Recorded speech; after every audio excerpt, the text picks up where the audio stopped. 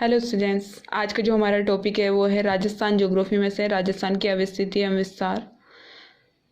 तो इस चैप्टर के अंदर हम पढ़ेंगे कि राजस्थान का अक्षांशीय देशांतरीय विस्तार कितना है, राजस्थान किन किन राज्यों से अंतर्राज्यीय सीमा लगाता है, किससे अंतर्राष्ट्रीय सीमा लगाता है, अंतर्राज्यीय सीमा कितनी लगाता है, अंतर्राष्ट्रीय सीमा कितनी लगाता है। साथ ही ये देखेंगे कि उत्तर से दक्षिण तक लंबाई और पूर्व से पश्चिम तक चौड़ाई इसकी कितनी है, इसकी आकृति कैसी है, इसका क्षेत्रफल कितना है, ये राजस्थान का क्षेत्रफल भारत के क्षेत्रफल का कितना % है, ये सारा इस टॉपिक में देखेंगे। साथ ही इसके राजस्थान के भौतिक स्वरूप को भी देखेंगे। तो सबसे पहले बात करते हैं अपन अक्षांशीय विस्तार की। तो राजस्थान का अक्षांशीय विस्तार 23 डिग्री 3 मिनट से 30 डिग्री 12 मिनट उत्तरी अक्षांश है। 23 डिग्री 3 मिनट से 30 डिग्री 12 मिनट उत्तरी अक्षांश। तो 23 डिग्री की अगर अपन बात करते हैं तो 23 डिग्री को आपको हमेशा ऐसे लिखना है, 0 आगे लगा के लिखना है। कई जगह पर 3 आगे लिखते हैं, लेकिन ऐसा नहीं करना है क्योंकि वो 23 हो जाएगा नहीं तो ऐसे। तो उस तरीके से 23.5 डिग्री, ये 23 डिग्री 3 मिनट से 30 डिग्री 12 मिनट उत्तरी अक्षांश पे है।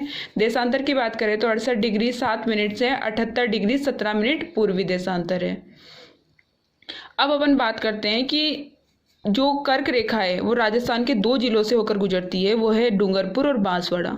जिसमें से जो डूंगरपुर जिला है उसकी तो बॉर्डर को छूती हुई निकलती है, साथ ही बांसवाड़ा जिले के मध्य से होकर गुजरती है। तो ये बांसवाड़ा जिले के मध्य से होकर गुजरती है। क्वेश्चन एग्जाम्स में आया हुआ भी है, कंपटीशन एग्जाम में। साथ अब बात करते हैं कि इसका जो उत्तरी छोर है, वो लास्ट जो छोर है वो है कोणा गाँव, गंगानगर का। कोणा गाँव से नीचे जो लास्ट छोर है वो है बोरकुंड गाँव, जो कि कहाँ पर है, बांसवाड़ा में।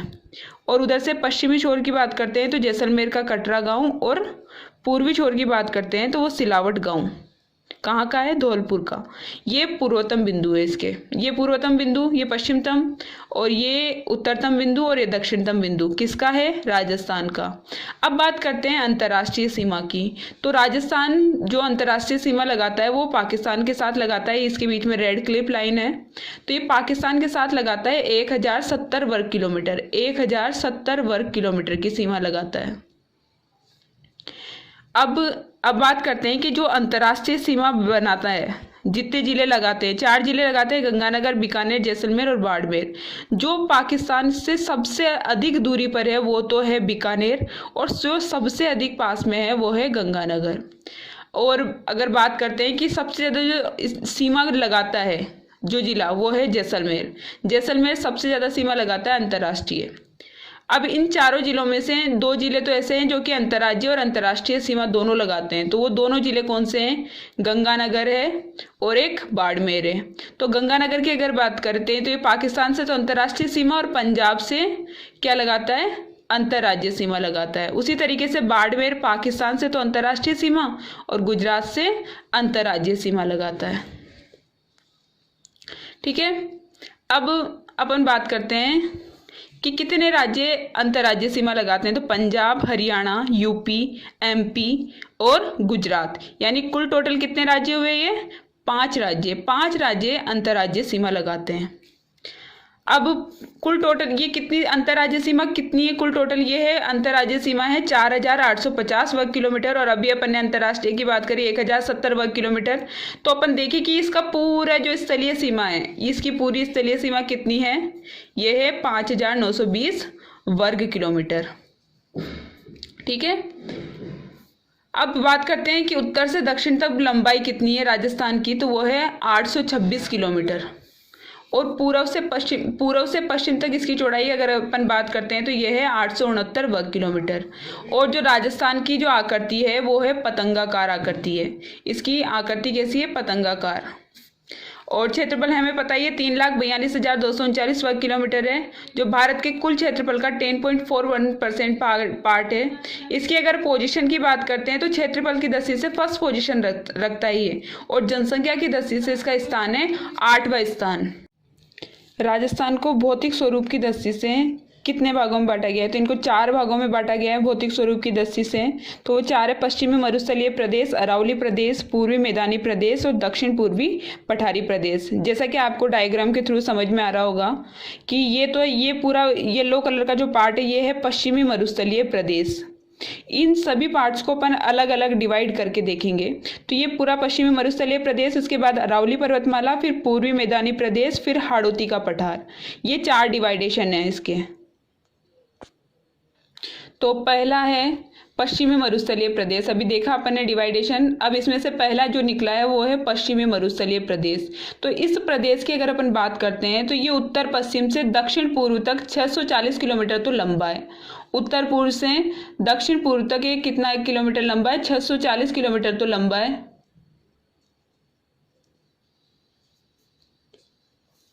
और 300 किलोमीटर कैसा है? चौड़ा। और इसका जो पूरा भाग है लगभग 1,75,000 वर्ग किलोमीटर क्षेत्र में ये फैला हुआ है।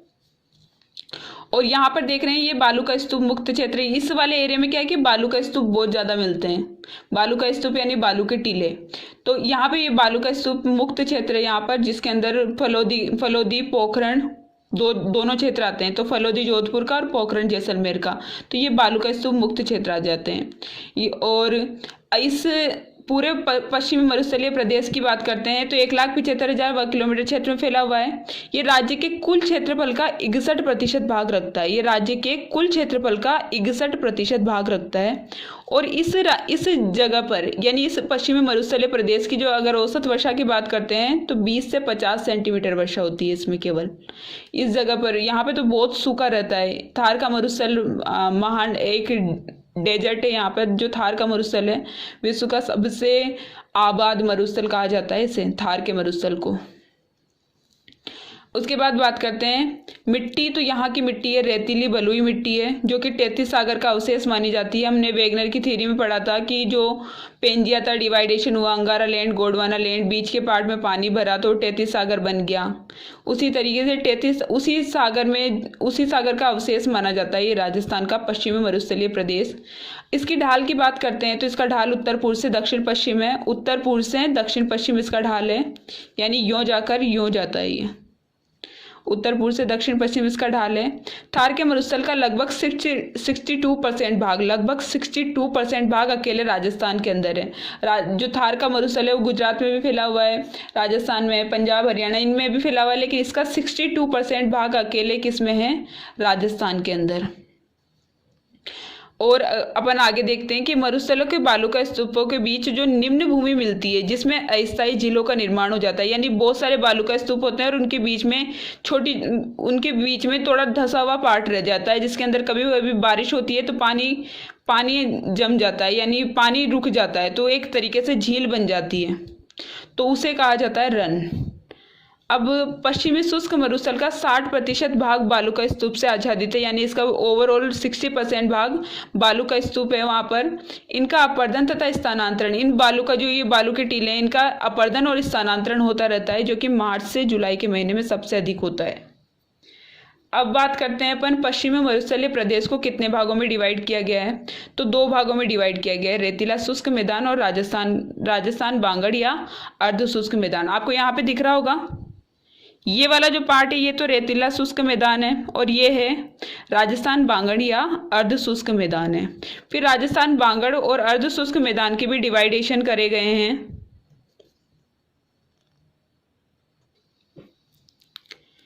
अब आगे बात करते हैं कि इसकी भी डिवाइडेशन है। लूनी बेसिन है, नागौरी उच्च भूमि, शेखावटी प्रदेश और घग्गर का मैदान।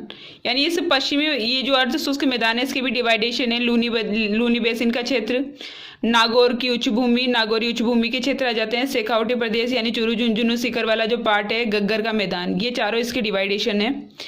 अब बात करते हैं अब इस जिले में, इसमें कितने जिले आते हैं। ये राजस्थान का 61% भूभाग रखता है और इसके अंतर्गत 12 जिले आते हैं, राजस्थान के 12 जिले आते हैं, और जो कि यहाँ पर पूरे राजस्थान की टोटल जनसंख्या का 40% भाग यहाँ पर रहता है।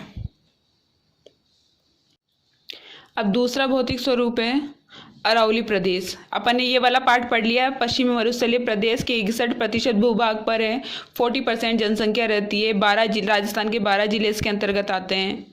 और अब बात करते हैं अरावली प्रदेश की। तो अरावली प्रदेश ये सबसे प्राचीनतम पर्वतमाला मानी जाती है, अरावली पर्वतमाला, जिसका विस्तार जो कि उत्तर में तो कैसी है, सकड़ी, और नीचे की साइड देखी जाए तो चौड़ी है।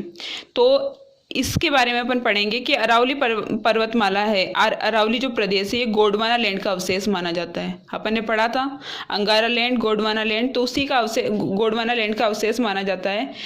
समुद्र तल से औसत ऊंचाई इसकी है 930 मीटर और इसमें ग्रेनाइट, नीस, शिस्ट, क्वार्टरजाइट चट्टानों से निर्मित है ये।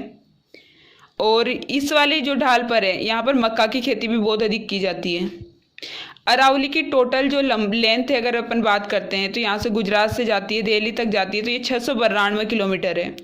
और जिसमें से अकेले राजस्थान में इसका जो पार्ट है वो आ जाता है यहाँ से खेतड़ी सिंगाना से लेकर गुजरात तक, ये जो आगे तक लास्ट बॉर्डर तक, तो ये जो क्षेत्र है वो 550 किलोमीटर में आ जाता है। अगर वर्षा की बात करें तो यहाँ पर औसत वर्षा 50-90 सेंटीमीटर तक होती है।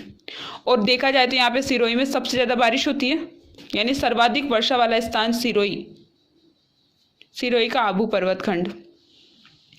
अब वर्षा उपाद्र जलवायु मिलती है। राजस्थान के कुल क्षेत्रफल का 9% भाग है ये। जैसे अपन ने इसका 61% पढ़ा था, इसका ये है 9%। राजस्थान के कुल क्षेत्रफल का 9% भाग है अरावली प्रदेश के अंदर। 9% भाग है। जिले आते हैं इसके अंदर 13 और इसकी यहाँ पर जो जनसंख्या मिलती है वो की 10% मिलती है, यानी कुल टोटल राजस्थान के 10% जनसंख्या अरावली प्रदेश में मिलती है। अरावली प्रदेश के भी डिवाइडेशन किए गए हैं, उत्तरी पूर्वी पहाड़ी प्रदेश, मध्यवर्ती अरावली प्रदेश और दक्षिण या मेवाड़ पहाड़ी प्रदेश। ये देखिए ये उत्तरी पूर्वी प्रदेश जो कि सकड़ा है, धीरे धीरे यहाँ पे चौड़ा होता जा रहा है, मध्य अरावली प्रदेश और दक्षिण पूर्वी अरावली प्रदेश या मेवाड़ प्रदेश। जो उत्तरी पूर्वी पहाड़ी प्रदेश है वहाँ पर चोटियाँ भी मिलती है, जैसे बेराट, खो, रघुनाथगढ़। और यहाँ पर भी जैसे उड़िया का पठार सिरोही क्षेत्र में मिलता है जो कि राजस्थान का सबसे ऊंचा पठार है। आगे देखेंगे अपन इसको भी। अब नेक्स्ट है हमारा पूर्वी मैदानी प्रदेश। पूर्वी मैदानी प्रदेश ये यहाँ पर अपन ने पश्चिमी मरुस्थलीय प्रदेश पढ़ा, यहाँ पे अरावली पर्वतमाला, उसके बाद है पूर्वी मैदानी प्रदेश। अब इस मैदान का निर्माण किस तरीके से होता है? इस मैदान का निर्माण जो नदियाँ अपने साथ जो तलछट, कंकड़, पत्थर जो भी लाती है वो एक जगह पर बिछा देती है, जिससे क्या होता है एक मैदान का निर्माण होता है। अपने यहाँ पर भी ऐसा ही हुआ है। ये पूर्वी मैदानी प्रदेश नदियों द्वारा निक्षेपित पदार्थों से ही बना है। यहाँ पर इसका जो टोटल क्षेत्रफल है, इस पूर्वी मैदानी प्रदेश का टोटल क्षेत्रफल है 23% भाग, यानी राजस्थान का 23% भाग पर पूर्वी मैदानी प्रदेश है।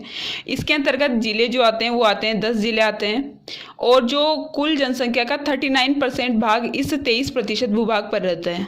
ठीक है, तो राजस्थान के कुल क्षेत्रफल का 23% भाग है, जिले 10 आते हैं और कुल जनसंख्या का 39% भाग यहाँ पर रहता है, यहाँ पर है। और वर्षा की बात करें तो 50 से 100 सेंटीमीटर वर्षा होती है यहाँ पर औसत। और मृदा होगी, ऑब्वियसली जलोढ़ होगी, क्योंकि यहाँ से नदियाँ जा रही है, क्योंकि नदियों द्वारा निर्मित मैदान है ये। अब इस मैदान का जो ढाल है, उत्तरी ढाल तो पूर्व की ओर रहता है, लेकिन अगर पश्चिम तक जाते हैं तो इसका जो दक्षिण तक जाते हैं तो दक्षिण क्षेत्र का ढाल पश्चिम में हो जाता है। ठीक है, इसके भी डिवाइडेशन करे गए हैं। तो इसके डिवाइडेशन में चंबल बेसिन है। चंबल बेसिन आपको पता होगा कि कहाँ से निकलती है, मध्य प्रदेश में जनापाऊ की पहाड़ियों से निकलती है, फिर 84 से प्रवेश करती है, फिर यहाँ से अपने यहाँ पे बूंदी, सवाई माधोपुर, धौलपुर जाती हुई, करौली तक जाती हुई काई में मिल जाती है, यमुना नदी में मिल जाती है। इटावा के पास जाकर यमुना नदी में मिल जाती है। उसके बाद छप्पन का मैदान माही बेसिन, माही नदी से मिलकर बना है। डूंगरपुर बांसवाड़ा के जो 56 गांवों के बीच में जो ये मैदान बना हुआ है उसे बोल रहे हैं छप्पन का मैदान। और बनास बेसिन, यानी बनास का जो प्रवाहित क्षेत्र है उसमें जो बेसिन का जो पूरा एरिया आ जाता है वो आ जाता है बनास बेसिन। अपन को पता है कि बनास नदी कहाँ से निकल रही है, खमनोर की पहाड़ियों से निकल रही है, राजसमंद की। ये अब बात करते हैं अपन अपने लास्ट भौतिक स्वरूप की, वो है हाड़ौती का पठार या दक्षिण पूर्वी पठारी प्रदेश। ये वाला जो प्रदेश है इसे जो मालवा का पठार का हिस्सा माना जाता है। मालवा का पठार जो एमपी के अंदर है ना, उसका हिस्सा माना जाता है हाड़ौती के पठार को। इसके अंतर्गत जिले आते हैं 7 और ये राजस्थान के कुल क्षेत्रफल का 7% भाग ही रखता है। और जिले भी कितने आते हैं इसके अंदर? 7। और राजस्थान की कुल जनसंख्या की 11% जनसंख्या वो कहाँ पर रहती है? हाड़ौती के पठार में। और वर्षा की बात करें तो यहाँ पर 80 से 120 सेंटीमीटर औसत वर्षा होती है। और वर्षा सबसे अधिक वर्षा वाला जिला भी यहीं पे ही है, वो है झालावाड़। इस जगह पर मालवा के पठार का भाग माना जाता है। इसके भी दो डिवाइडेशन किए गए हैं, दक्षिण पूर्वी पठारी प्रदेश यानी हाड़ौती के पठार के भी दो डिवाइडेशन किए गए हैं, एक दक्कन का पठार जो कि ये वाला एरिया जाता है और एक विंध्यन कगार भूमि जो कि ये वाला एरिया जाता है। दक्कन के पठार की बात करते हैं तो ये एमपी के विंध्यन पठार के पश्चिम भाग में सकेंद्रीय कगार के रूप में विस्तृत है। पार्वती, चंबल, काली सिंध द्वारा सिंचित क्षेत्र है ये। और विंध्यन कगार भूमि में करौली, धौलपुर जिला व चंबल व बनास नदियों के अफवाह क्षेत्र में स्थित भूभाग आते हैं। तो करौली, धौलपुर और चंबल और बनास नदियों के अफवाह क्षेत्र में स्थित भूभाग विंध्यन कगार भूमि के अंतर्गत आते हैं। ठीक है, तो ये हमारे चार भौतिक स्वरूप थे। जिन्हें हमने ज़्यादा डिटेल से तो नहीं पढ़ा, लेकिन जिस हिसाब से हमारे पास टाइम है उस तरीके से अपन ने पढ़ा है इसको। तो टाइम की शॉर्टेज की वजह से इसको थोड़ा शॉर्ट तरीके से ही पढ़ाया गया है। तो ये पहला पश्चिमी मरुस्थलीय प्रदेश, अरावली पर्वतमाला, पूर्वी मैदानी प्रदेश और हाड़ौती का पठार या दक्षिण पूर्वी पठारी प्रदेश। इस भौतिक स्वरूप में से कुछ इंपॉर्टेंट क्वेश्चन है जो कि कंपटीशन एग्जाम में आए हुए क्वेश्चंस हैं, जो कि मैं आपके लिए लेके आई हूँ इसमें। तो सबसे पहले बात करते हैं अपन कि पूछा जाता है कि लघु मरुस्थल कहाँ से कहाँ तक है। तो कच्छ से बीकानेर तक के भाग को लघु मरुस्थल कहा जाता है। भाई महान मरुस्थल तो थार का मरुस्थल पूरा ही आ जाता है, लेकिन कच्छ से बीकानेर यानी कच्छ का रण जो गुजरात के अंदर है वहाँ से लेकर बीकानेर तक के भाग को लघु मरुस्थल कहा जाता है। अब नीचे सिरोही क्षेत्र का ये जो भाकर है, भाकर किसे कहते हैं ये भी क्वेश्चन आता है।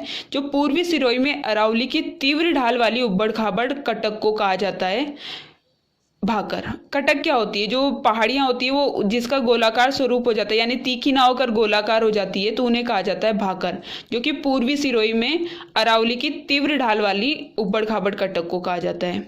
सिरोही में है उड़िया का पठार जो कि सबसे ऊंचा पठार है, जो कि आबू पर्वत खंड से है, यानी जो गुरु शिखर सबसे आबू पर्वत खंड से 160 मीटर ऊंचा है ये उड़िया का पठार जो है। और यहीं पर सिरोही जिले में ही